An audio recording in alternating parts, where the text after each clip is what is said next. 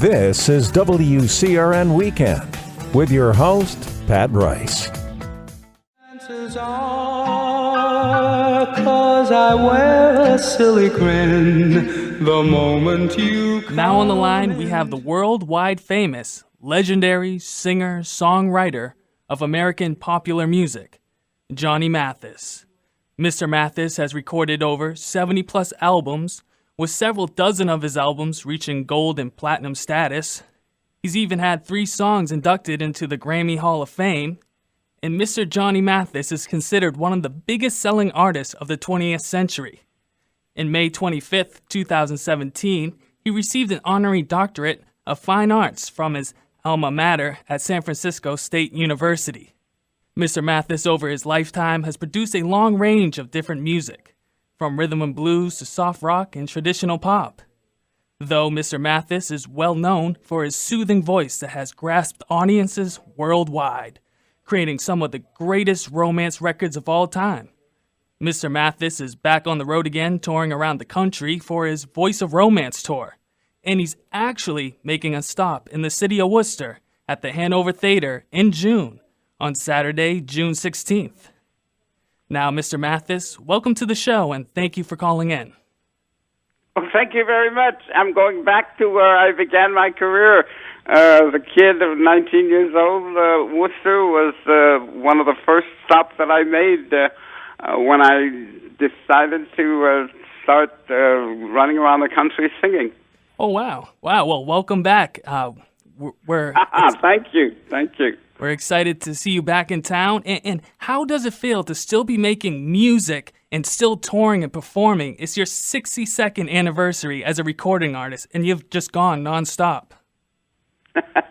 Well, when I was a little kid studying voice lessons, my teacher told me that I'm going to want to sing all my life, so take care of my voice. And that was about the only really kind of lesson that she gave me when I was a kid. She said, you're going to want to sing all the time, so make sure you take care of your voice. And she gave me a few instructions along the way.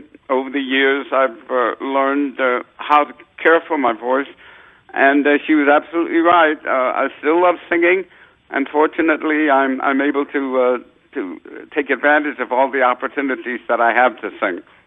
What are some ways that you take care of your voice so you can just be in the industry for this long and you still have a wonderful voice? Well, it may sound a little simplistic to people, but I try not to use my voice excessively. No screaming, no shouting, no drugs or alcohol or all sorts of bad things that most people realize that aren't too good for you. And fortunately, I've avoided them over the years, and I'm still very, very, very lucky to have the voice that I have at this point. I'm still able to sing all the songs that I want to, and I still have a pretty rigorous schedule as far as my concerts are concerned. So I'm a lucky guy. A lot of good advice taken from a very early age from a lot of very, very intelligent people. And to go back a little bit, you were born in Gilmer, Texas, but your family soon moved out to San Francisco. You have a pretty big family. You're the fourth of 7 children. How was it growing up with that many siblings? How was family life when you were growing up? Crowded. Yeah, we were all living in a very small house in San Francisco. My brothers and sisters, my dad, my mom. But we were all very loving, loved each other. We got along very well. No big problems. And, of course, my dad was my big hero. My dad was a singer, played the piano. Nobody heard him except the family, of course. But I heard him loud and clear, and he was my best pal. To this day, I'm indebted to him for all his kindness and loving that he gave me and inspired me to sing. I was inspired by his kindness and his loving attitude towards me. and it really got me on a road. He was a very loving father, but he told me that probably going to want to sing all my life, so make sure I took care of my voice, and a lot of wonderful things that parents tell most of their kids, and it all came true for me, and I'm indebted as more than I can ever thank to my dad. Definitely, and I read that he bought you your first piano. Well, it didn't look like a piano when he showed up at the house of our little basement flat that we lived in. It was a lot of pieces of wood, it looked like, and he had it outside the door, and he brought in all these little pieces into the living room, our tiny little living room, and started assembling it. And it turned out to be a piano. He sat down, and for the first time, I guess I must have been about 4 or 5 years old, and I heard my father play the piano for the first time, and of course that was the beginning of my love for music. That's terrific. And which musicians would you credit were some of your biggest influences? Oh, gosh. All the people that I heard on the radio, of course, when I was very young, they were all very influential in the kind of songs that I wanted to sing. And they were all very big stars at the time. A lot of the young people nowadays might not recognize the names, but there was people like Nat Cole, Ella Fitzgerald, Sarah Vaughan, Lena Horne. They were all rather popular jazz-orientated singers, but they were all vocal heroes as far as I was concerned when I was a young man. And, of course, my voice teacher at an early age always inspired me, gave me lots of confidence, and I can't say enough of that because I had no money. She taught me free of charge, and it was a blessing that is still paying off for me many, many years later. We can definitely see that. You're actually one of the few artists that you could say have had years of professional voice training, which even included opera. And now Connie Cox, was she your teacher? Yes, she was. We'll be right back with WCRN Weekend Special with Johnny Mathis and your host, Pat Rice.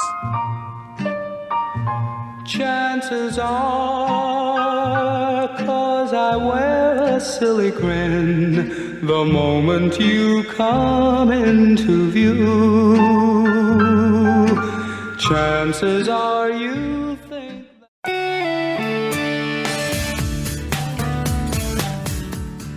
Welcome to WCRN Weekend and your host, Pat Rice. look at me. And now Connie Cox, was she your teacher? Yes, she was. And she helped you groom this wonderful, beautiful, unforgettable voice of yours. And then you kind of took off from there. You went into some of your first gigs.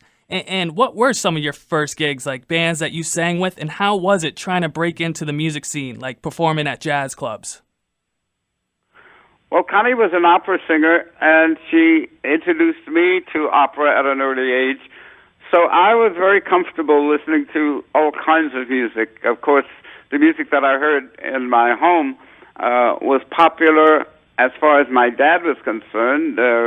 I got a chance to listen to a lot of opera singers, and it was just a very, very pleasant and a very kind of fortunate beginning that I was surrounded by people who loved music, and also I was I was gung ho for any time I could sing. I sang in choirs at school. I sang in local restaurants in San Francisco. They were very lenient at the time. You know, I sang in places where they served liquor, which wasn't very de rigueur as far as young people were concerned in those times. But anyway, I had every opportunity, and you know, as I think about it, I was very fortunate that I grew up in San Francisco because I was surrounded by music. Oh, there were a lot of nightclubs, there were operas, there were people coming through singing on the radio. So I had music all over the place, and it certainly was a big boost as far as my being so young and starting my career. I signed my contract with Columbia Records when I was 18 years old and made my first recordings when I was 19. A wonderful young life that I had, and I was very fortunate in so many instances. How did you get in touch with Columbia Records, which led to you getting signed, and you have a forever lasting relationship with the record company, which is rare nowadays. Not too many artists can say that they stuck to one label. I know you've been on Mercury for about 3 years. What made you stick with Columbia Records for your whole career? Well, just good fortune. I had the good fortune of having successful recordings over a long period of time, and that was an investment as far as the record company was concerned, until I stopped making records and until they stopped becoming successful. Why get rid of me? So it has been a wonderful experience for me, and quite unique, I think, to be with a record company as long as I have. But I'm still there. I still have my latest recording. It's an album of really quite popular songs. Yeah, which that is your album, which came out in late 2017, entitled Johnny Mathis Sings the Great New American Songbook, which covers other artist songs such as Adele, R. Kelly, which is amazing for like an artist yourself, because you could say you're hip to newer artists and you're able to cover their music and do it in a terrific job. Well, I have a love for music, and I'm interested in all kinds of music. My voice teacher was an opera singer, and I got connected to that aspect of music at an early age. And my dad, of course, was very jazz-orientated as far as his music was concerned. So I'm a big fan of jazz music. Grew up listening to Ella Fitzgerald and Sarah Vaughan and Nat Cole. And now I'm in a place in my life where I listen to the new music, and some of it is quite wonderful. A lot of it is not, but I find the ones that I can sing, and I'm loving it. I'm so fortunate that at the age of 82, I can't believe I'm 82 years old, because you don't sound like it or seem like it. Well, bless your heart. Thank you so much. I don't feel it yet. Hopefully, my exercise routine will help. Oh, definitely. It's all about health. Health is wealth. Yep, absolutely. And it's funny when you talk about today's music, because I was actually going to ask you what you thought about today's music. I know a lot of it is very pop-oriented with hip-hop music, so I don't really know how you feel about all the hip-hop and the rap music. Well, I'm always looking for a melody, and that's the crux of what I have to have to be successful, I think. I need a really good melody, and then I can work at it. But the stuff that, you know, the talking kind of sing-songy songs are better left to people who have something to say, and usually they're the people who write that stuff. You know, they write it and they sing it or talk it. So I spend my time hunting and trying to find songs to suit my voice, and also the relevance of the songs. It's very necessary for me to have something to say as far as the lyrics are concerned. That's what people mostly remember. They remember all the wonderful things that are said musically over the years, and that's it's life enhancing to a lot of people. A lot of people have told me that some of the songs that I've sung over the years have meant a great deal to them because of the words that were involved, and it also helps as far as I'm concerned, because most people think of my music as being very melodious because of my voice, and that's what I have to have. I have to have some kind of melody to sing. Yeah. And your lyrics and your voice just creates a connection with your audience. So when people listen to certain songs, they can bring it into a certain atmosphere and create memories with it. Yep. It's all about memories. Oh, I love that. And so you got more records coming out. Like on Saturday, April 21st of this year, you have your legendary, talked about, wondered about, lost 1982 album, I Love My Lady, and it's coming out on Smoky Vinyl for Record Store Day in independent music stores. And it's a collaboration with Nile Rodgers and Bernard Edwards at Chic, and it will be its standalone debut. Could you tell us a little bit about this release? Yeah, I'm very, very thrilled for Nile, and Bernard passed away, unfortunately, but Nile Rodgers is very much on the forefront now, musically, and they got me at an age when I was experimenting musically. I must have been in my early 20s when I recorded that album, in the 60s, I guess, yeah. And I love the process. Every single recording that I've done over the years has been a process of the people who I work in conjunction with, and they all have different ways of recording, and they want to hear me sing different songs. And I'm a product of all of these wonderful people who have spent time and effort with me, introducing me to their kind of music. And fortunately, vocally, I've been able to translate most of that onto record. And I have a great fondness, especially for Nile, because he is still very relevant musically. Mm-hmm. And we did some good stuff.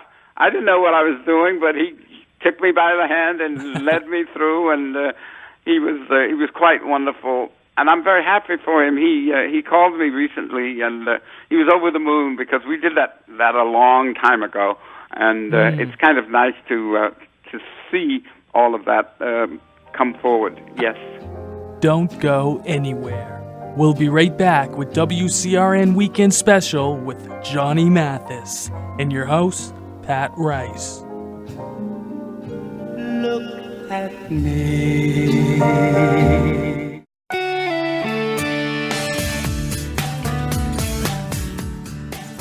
You're listening to WCRN Weekend. Once again, here's your host, Pat Rice. Call it a day. Sorry that it had to end. How come you guys never released it back then?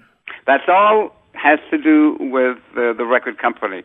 They know what they can sell, or they think they know what they can sell, and so they release it. A lot of it is considered experimental music, and they don't want any part of that. They want something that's surefire, that everybody recognizes as Johnny Mathis.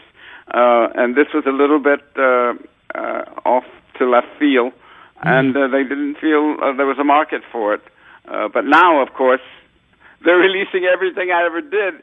I've heard some music that they released on this new compilation that I guess I don't know what they call it, but it's every album and every song that I've ever recorded for Columbia Records, and it's all in one box set, amazingly. The 57 years with Columbia, and it's titled Johnny Mathis, The Voice of Romance, the Columbia Albums Collections, which has your 68 original albums produced by Columbia Records, remastered on CD, and some of the albums and unreleased materials are on CD for the very first time ever, just in this one box set, which leads you to going on to the Voice of Romance tour.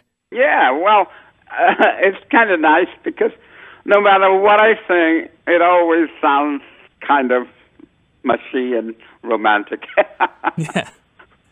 I agree. So yeah, the romance tour is never ending. I'll be singing these songs until the day I decide not to. and they'll be forever played for for lifetimes. Oh, bless your heart. Thank you. Thank you. Could you tell us a little bit about the tour that you're going to be putting on when you come out here in Worcester as well? Is it going to be mostly all your romantic songs, or are you going to play maybe some of your other material, like the unreleased material with Nile Rodgers and Bernard? Yeah, when I sing in concert, I do a little bit of almost everything that I've ever done in the past. For instance, I sing some of the songs in Portuguese, some of the lovely melodies that I recorded at an early age when I went to Brazil. Also, I spent a great deal of time in Great Britain, recording a lot of music with some great orchestras there. And so my performance on stage is a mixture of all of those little opportunities I've had along the way. I also sing a couple of songs by the Stylistics, for instance. You Make Me Feel Brand New, all the wonderful songs that I heard in the 60s. 60s was a very, very big time musically for me, when a lot of really wonderful music was being performed. And so my little performance, I think I sing for about almost 2 hours on stage. Huge, yeah. So I'm looking forward to all of my performances, because I get a chance to really sing a little bit of everything that I've ever done over the years. Yeah, I know. And the people really enjoy it. That's amazing, and it's such an opportunity to be able to do that. And now, when you perform live, is it always a live orchestra that you bring with you? Yes, I do have the opportunity, and because it's expensive to have a big orchestra, but I choose to have that because it really enhances all of the songs that I've recorded over the years. But I do a lot of songs right up front on stage with just my guitar player, Gil Rigers, this is our 41st year together. And we're big pals, great music lovers. And on the performance on stage, I sing maybe about 15 or 20 minutes with Gil just on the guitar. And it seems to go over quite well with the audience. Wow. It sounds like a really great show. And besides on music, I know you mentioned how you're a big basketball, football guy. And I also read that you also like to golf, and that you're also an impressive cook, which you released your own cookbook, Cooking for You Alone. Would you want to just tell us a little bit about that? Well, when you live this life, you have so many interests, especially me, because I grew up with my mom and dad, who made their living cooking for wealthy people. Fortunately, they also helped support financially our family.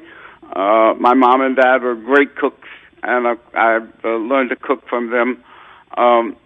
I also had an opportunity as a youngster to participate in athletics, and so I still retain all my love for these things, and it's made for a wonderful kind of way of introducing songs to the public that perhaps they find a little interesting. But it's all a very big part of who I am as a person.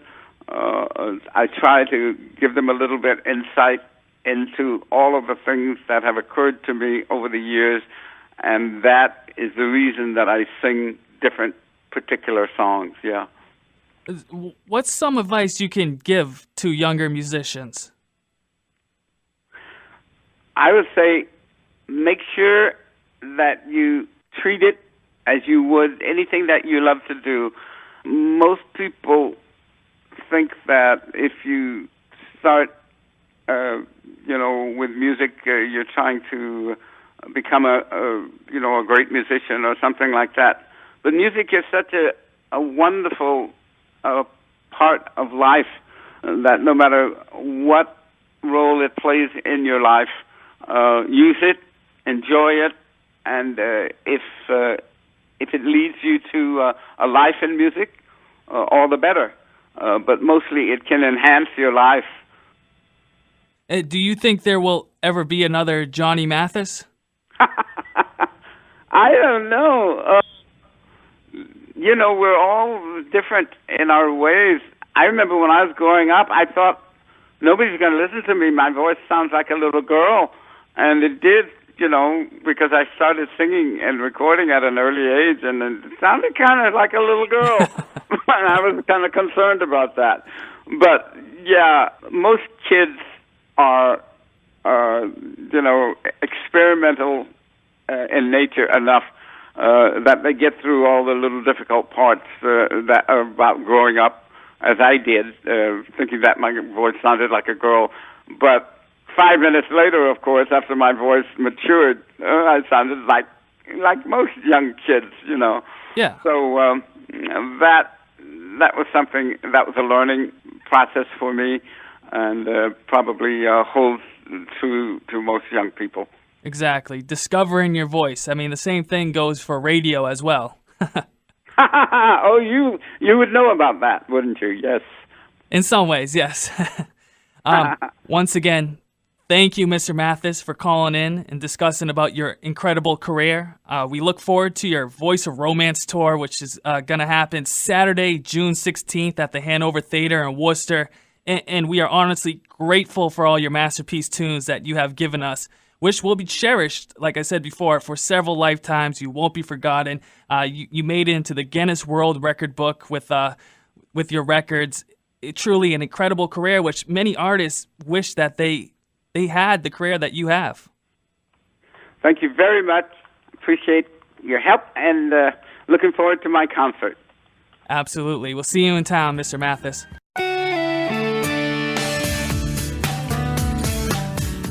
This has been WCRN Weekend and your host, Pat Rice.